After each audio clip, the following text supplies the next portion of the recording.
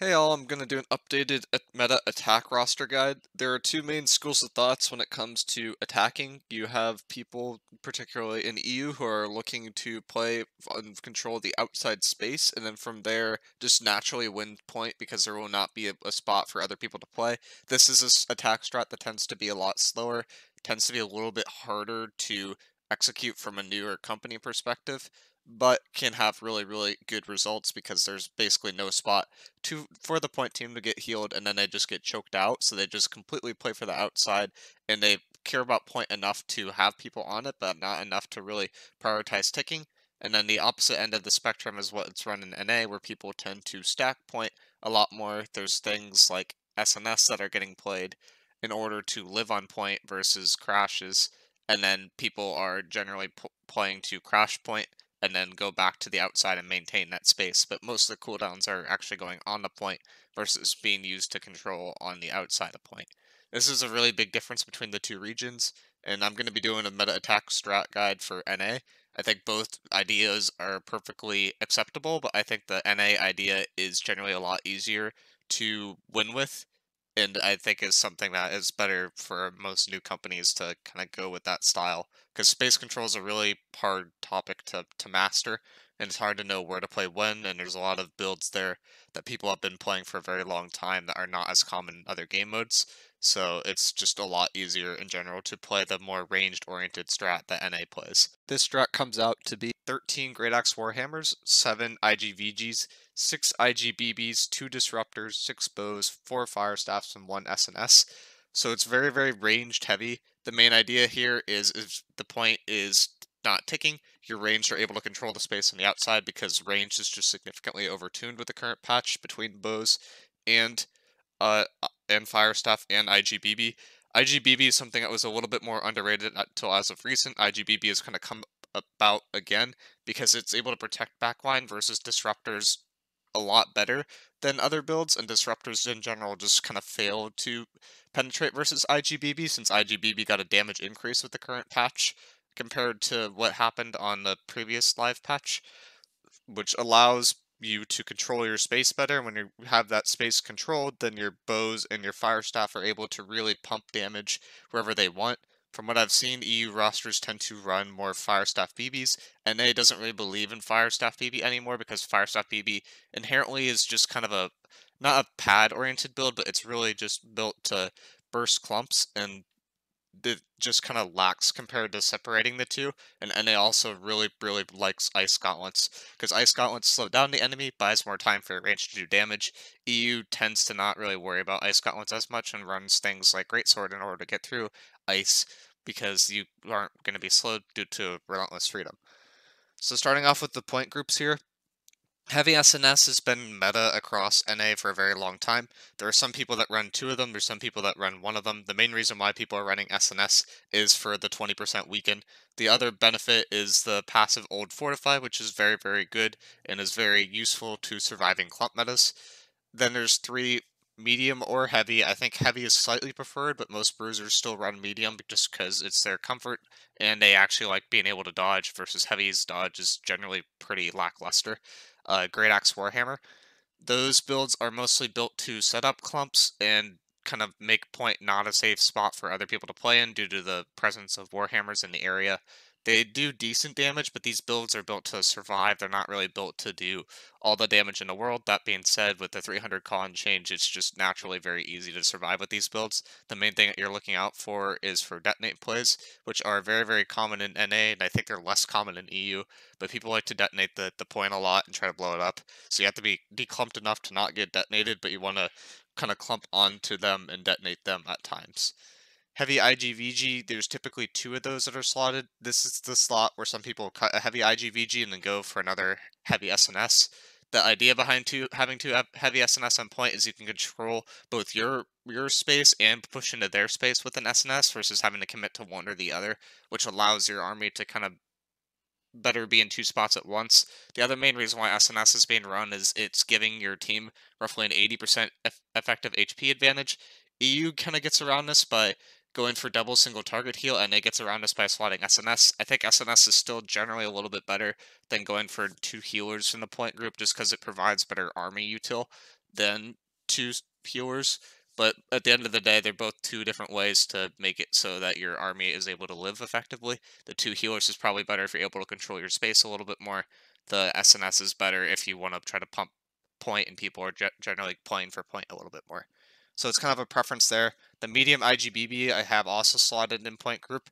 This is kind of a flex slot that people have been playing around with, but medium IGBB tends to feel pretty good. It's a way to kind of peel for your healers if people try to sneak through B, as well as the grenades are one of the best ways to blow up a clump with the combo of other detonates and other useful abilities. Moving on to ball groups, NA typically slots about 5 ball groups right now. They are consistent of medium Great Axe Warhammers, medium IGVGs, and medium IGBBs. There used to be a thing for a bit where people were slotting Fire Staffs in these groups. It's fallen off significantly. I know EU slots Disruptors in these groups. I know they also like to slot Fire Staff BBs sometimes in these groups. But IGBB tends to be run there in NA just for like kind of the space control aspect, but it's mostly the Plague Splitting Grenades. It's just really good damage, extra disease, which allows you to actually have damage that sticks and doesn't just tend to pad, which is something I don't see a lot in the EU VODs, where damage is just constantly peeled over. You're actually ticking up your HP in Sacreds. NA is sort of the opposite, where you're always kind of low in HP, and even if you're in a Sacred, your HP bar is going down. And that's mostly because of all the disease from BBs. It's from biles that are being run everywhere now, and from the extraordinary amount of ranged pressure that is just coming into and around the point. And IGBB is the main reason why that exists, and it's why it's slotted in almost every group. The Ice Shower also is really useful for controlling space, and IGVG is there to support the Great Axe Warhammers. Great Axe Warhammers are taking most of the heals. IGBB is also really nice, because it's not heal intensive, so you're able to get a lot of value off of that. IGBB's mostly been popularized, as I've kind of alluded to before, due to the Orichalcum cartridge change, where that actually affects your abilities now, so your abilities like Plague Splitting Grenade actually hit harder than they used to hit. But it suffers from the elemental aversion meta to a degree. That being said, you can still navigate around this by going for other things other than fire attunement, like fire damage. But you should be able to, in general, just kind of punch through the fire damage because the BB damage is just so high. So BB is just something that I think in general is really good. The other thing people have been experimenting with is going left tree on BB versus right tree, and that seems to allow you to do a lot more damage. And the 7-second slow is just an immediate way to shut down any disruptor build, which is a big difference in the mindset between NA and EU. NA disruptor goes in the back line to get hit by exhaustive net shot, slowed for 7 seconds, and they're getting shot by bows and fire staff. EU, that doesn't tend to happen as much. Coming down to the Disruptor Group, there's usually one of these in NA. It's enough to have the idea where you can go into their space, but typically ball groups are the ones that are kind of going into their space and bridging that Disruptor role at times. Typically, what I've seen is SNS IG is a build that is occasionally slotted with this, if particularly Supple slots this a lot. I don't know if it's actually really good or not, but I threw it on here because it's something that they've been experimenting with, and it seems popular enough where they've run it in a few wars at this point. And then the other thing that's been run in this slot is like Spear IG or SNS Spear or SNS IG, as I said before. Those 3 builds are the main thing that are being slotted here. It's basically builds that are tanky, able to live versus range pressure, and are able to have a good enough slow / util that you can build it to be tanky, but you will still be annoying enough where people have to deal with you. Spear makes sense for that because you have sweep. SNS makes sense for that because you have like 20 different slows that are just inherent on doing attacks, as well as having really good damage perks because you could have up to 6 damage perks in an SNS, which you can't have in any other build. The other thing I've slotted in this is bow rapiers. This is pretty standard at this point for NA. Bows are just probably the best weapon at the moment, even though Fire Staff seems very, very strong. It seems like no amount of thrust resist is able to ward against bows, and it's really easy to even get blown up by bows as a 20k HP heavy SNS, just because they have so much damage, and they're also really, really hard to chase down. They have like the best getting away potential of any class that I know of in the game. So that's the main reason why bow is here. It just tends to be a little bit better than fire staff, mostly in single target situations. Fire staff can do better kind of damage to clumps, but it's not significant enough to warrant running in every group. That's why medium IGBBs are generally being run too, and bows are another way to kind of supplement that. And Kill Squad have 2 Fire Staff IGs per group and 2 Bow Rapiers per group. There's typically 2 of these in NA. These kind of play in the door area specifically for where the hard pushes are coming through. The ball groups tend to get sent to back gates now. Kill Squad groups tend to get supported to front gates, and Disruptor groups try to go up top while all the chaos is happening and will help your team get up top. So that's the main thing that happens here. NA, there's usually a very strong side, there's a weak side, and then there's B. B tends to have a lot of people on.